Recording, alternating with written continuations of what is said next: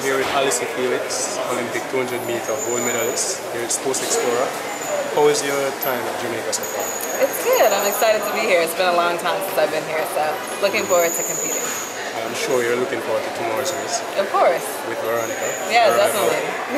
Tell us about the rivalry. It's a storied rivalry. Yeah, we've been racing against each other for a long time, but it's a good rivalry. I think we both have great respect for each other, and we enjoy competing against one another, and I feel like we push each other to good times.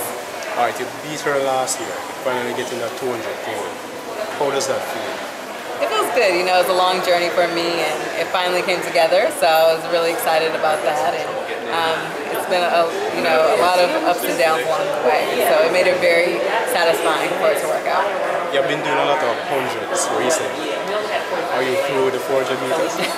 No, actually my next race is the 400 meters, but I am doing more hundreds just to work my speed, and for this year just taking things slowly, so this is my first individual race. You're pretty much accomplished a lot in track and field. What's left for Alicia Felix to accomplish? Well, what's the next goal? The next goal is World Championships, making the World Championship team, and just, I'm still enjoying competing, I'm still passionate about it, and so I just want to continue on.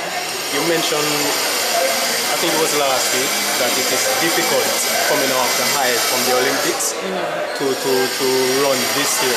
What makes it so difficult?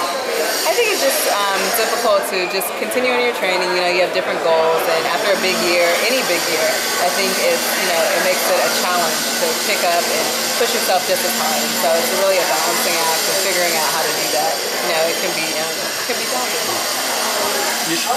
All right.